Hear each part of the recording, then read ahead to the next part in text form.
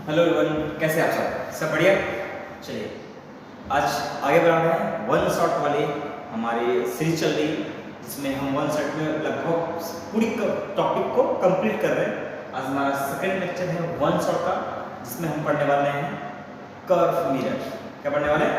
Curve mirror. देखिए topic है हमारा कौन सा? Curve mirror. ये पहले बताइए, कर्व मिरर जो बना होता है वो किससे बना होता है? मेनली तो होता है दो तरीके का, एक कनकेव मिरर और ये कॉन्वेक्स मिरर। ये होते हैं कितने तरीके के? दो तरीके, ठीक। एक होता है कनकेव मिरर, दूसरा कौन सा होता है? Convex mirror. कनकेव मिरर कहने का मतलब जिसके इनसाइड में कैसा हो? इनसाइड अगर रिफ्लेक्टिंग हो, बाहर में पॉलिश हो। ये कौन सा सरफेस है? Reflecting surface RS। और ये कौन सा है? सॉरी, ये कौन सा है? Polish surface TS। और ये कौन सा है? Reflecting surface RS। ठीक, इसको बोले कनकेव मिरर। ये बना कैसे है? किसी एक स्फीयर को कट करके पॉलिश किया गया बाहर में। यानी कैसे बना है? Cut the sphere and polish the outer surface, तो बन जाएगा क्या? Concave mirror. Cut the sphere and polish the outer surface.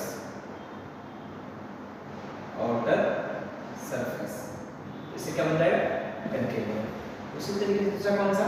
Convex mirror. Convex mirror में क्या होगा?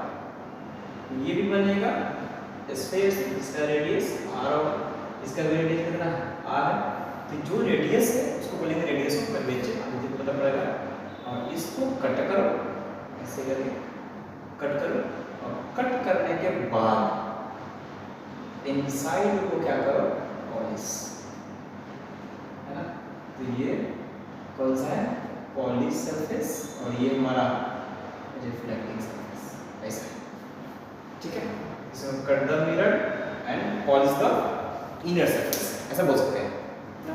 क्या बोल सकते हैं? Cut the glass, spherical glass, cut the hollow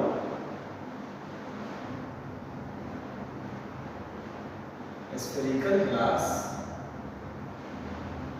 and hollow spherical glass cut किया, उसके बाद polished the inner surface। Inner surface क्या कर दिया? पॉलिश कर दिया, ठीक। ये हमारा क्या कर गया? कनकेव मिरर और कॉन्वेक्स मिरर, ठीक है। तो इसमें सबसे पहला चर्चा करेंगे हमारा कौन सा? Sign convention in a mirror. सबसे पहला टॉपिक कौन सा? Sign convention in a curve mirror, sign convention. तो साइन कन्वेंशन की अगर चर्चा करें तो मान लो ये कर्व मिरर है, ठीक है। यहीं पे मैं पहले कर देता हूँ, फिर उसके बाद इसका डेफिनेशन दिखा दूंगा, ठीक है। ओके, कर्व मिरर इसको बोलते हैं पोल, इसको बोलते हैं प्रिंसिपल एक्सिस, ठीक। ये पोल है, यहाँ पर फोकस होगा और यहाँ पे क्या होगा? रेडियस ऑफ कर्वेचर होगा, ये दूरी r, है ना। यानी कि इसको C बोलते हैं, इसको क्या बोलते हैं, है ना। इसको लिखने के लिए क्या लिखते हैं? स्मॉल f, कुछ भी लिख, ये f और ये फोकल लेंथ है। तो इसको मानते हैं ऑरिजिन।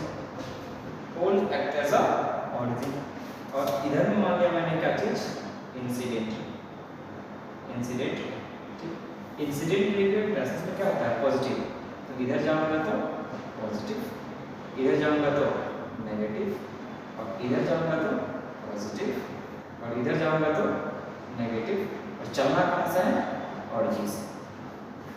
ओके, क्लियर है? चलना कहाँ से है? ऑरिजिन से, और अपोजिट में चलना है, ठीक। अगर मैं यहाँ से ऊपर गया तो कैसा? Positive.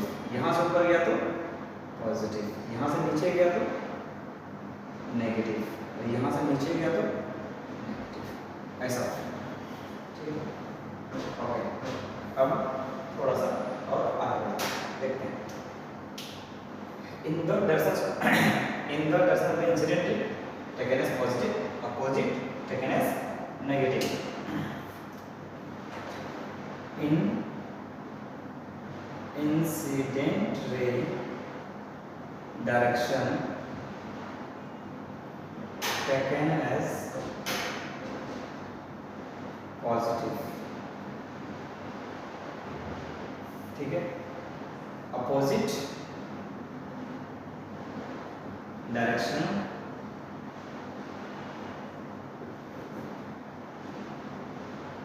taken as negative, opposite में कैसे रहता है, नेगेटिव रहता है। ठीक है, above the principal axis positive, below the principal axis negative, above the principal axis, above the principal axis is positive and below the principal axis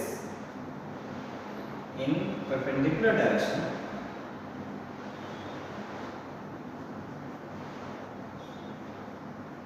taken as negative, इधर में क्या ले लेंगे, नेगेटिव। ठीक है, ये हमारा हो गया sign convention in a curve mirror, ऐसा हम मान सकते हैं।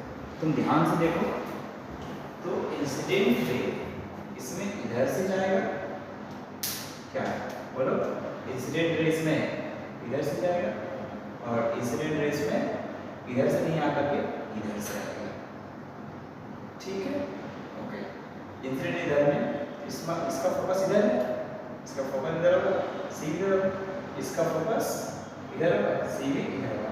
तो मैं नोट करके यहाँ पे लिख सकता हूँ कि कॉन्केव मिरर के लिए फोकस और सेंटर कर्वेचर दोनों नेगेटिव है, इसके लिए दोनों पॉजिटिव। तो मैं ऐसे बोल सकता हूँ for concave mirror,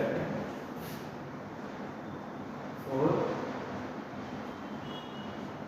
concave mirror, for concave mirror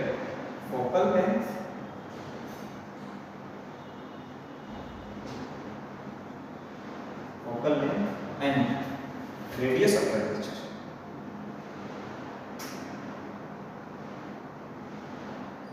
radius of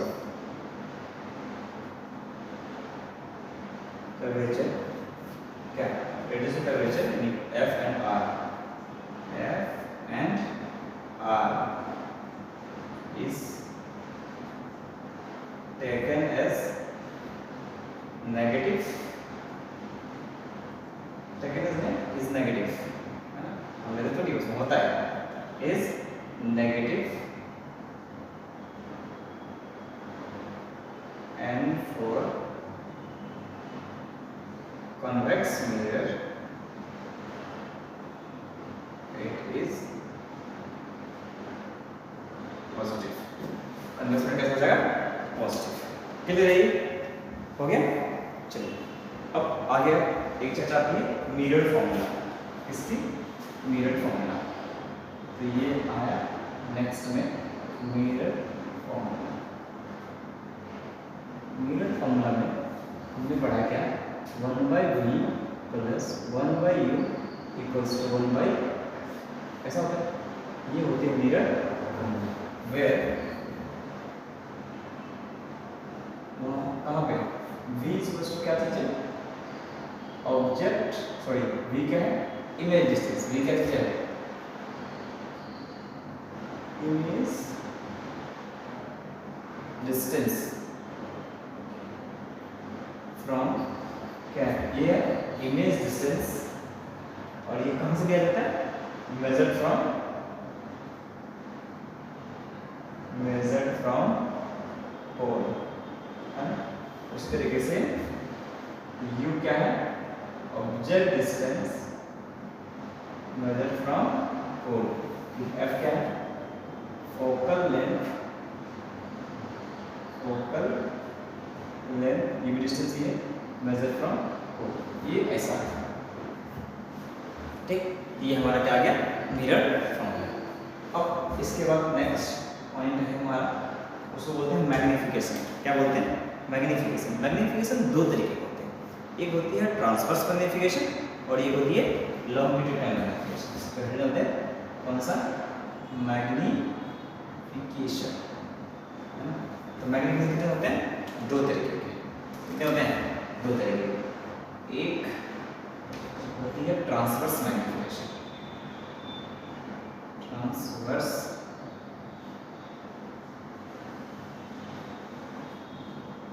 magnification, और दूसरी कौन सी होती है?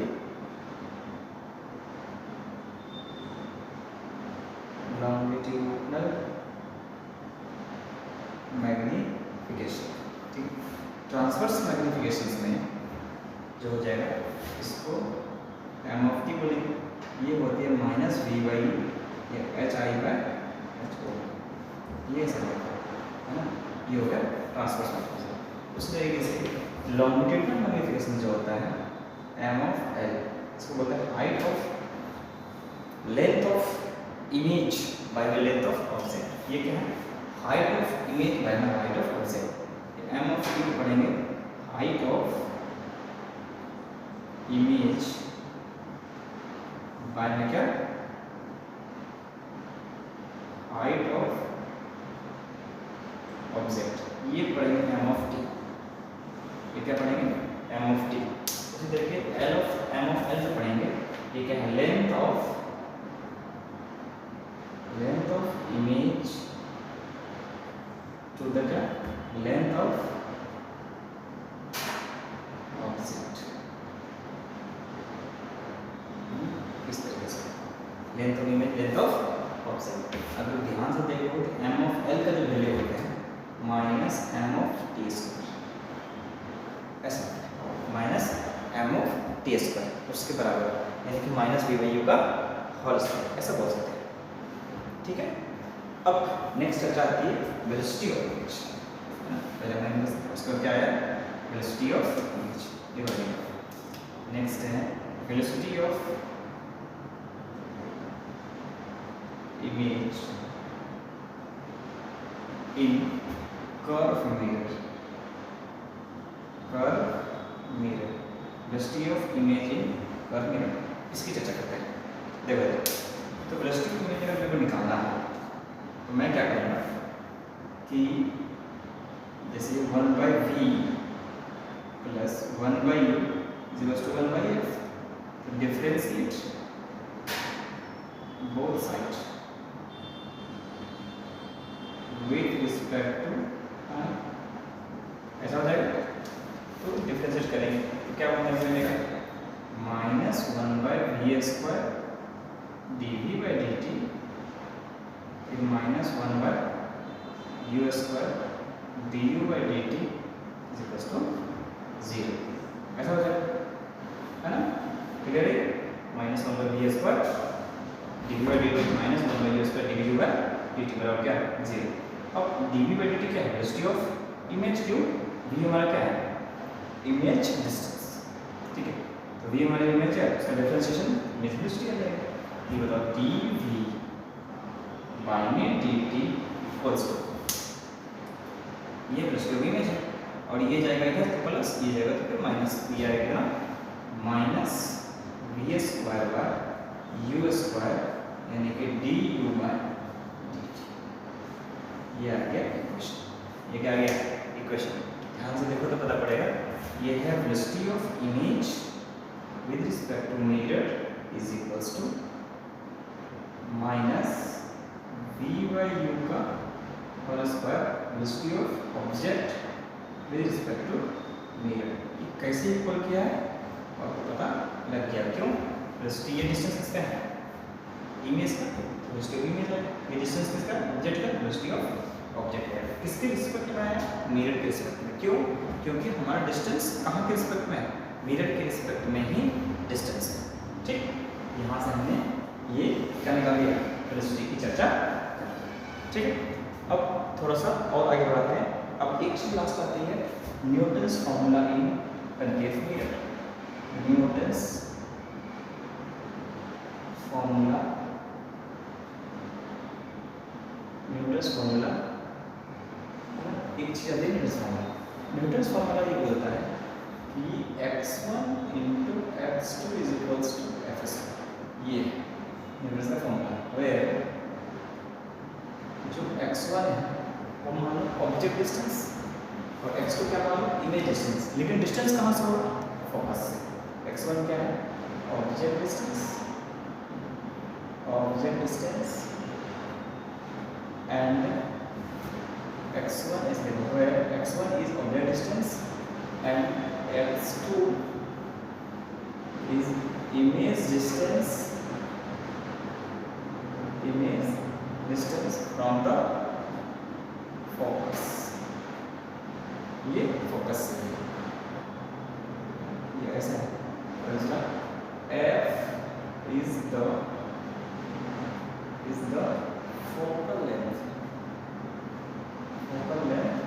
from average focal length, बस average क्या है? focal length। ये न्यूटन्स फार्मूला है। अच्छा, इसमें नोट करके एक चीज़ लिखने वाली है। तो Newton's formula applicable for pair of real object and real image only, है ना? It was the Newton's formula applicable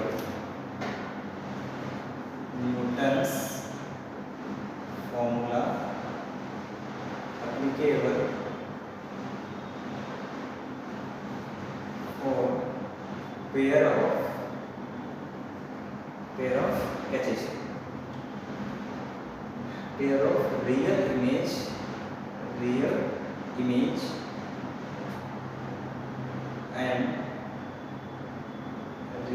object only, है ना? ये इसके लिए पहले पढ़े सिर्फ, ठीक। और ये distance x1 x2 along x1 and x2 is the distance along the principal axis, along the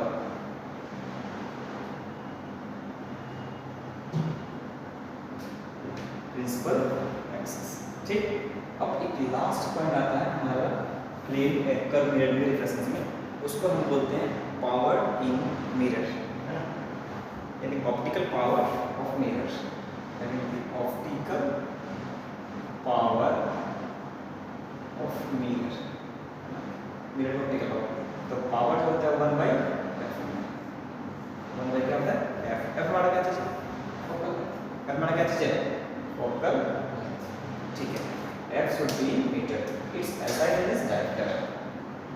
इसे बोल देते हैं पावर का जो SI यूनिट है वो क्या होता है? Director. SI unit of power, SI unit of power is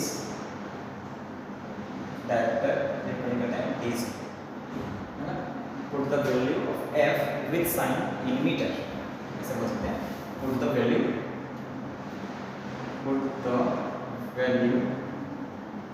of f with sign in meter, metre में होना चाहिए, तब हमारा डायरेक्टर में यूनिट आए। ओके, ठीक है। आई होप आपने पूरे लेक्चर्स को एंजॉय किया होगा, फिजिक्स आपको फील हो रही होगी। एक लेक्चर में विद इन 15 से 20 मिनट के अंदर में हम कर्व मिरर कंप्लीट किए हैं। इसमें कुछ भी चीज़ मैंने छोड़ा नहीं है, और आपने अगर इत्मीनान से और ध्यान से शुरुआत से अंत तक सारे लेक्चर देखे हैं, पूरी लेक्चर को अगर देखे हैं, तो आपकी कर्व मिरर ऑब्वियसली अच्छी हो जाएगी, ठीक है। फिर मिलते हैं नेक्स्ट एपिसोड में, तब तक जोश बनाए रखें और पढ़ाई के साथ लगे रहें। और वीडियो अगर अच्छी लग रही है तो चैनल को लाइक करें, शेयर करें, सब्सक्राइब करें और अपने दोस्तों के बीच में जरूर फैलाएं। तब तक के लिए धन्यवाद।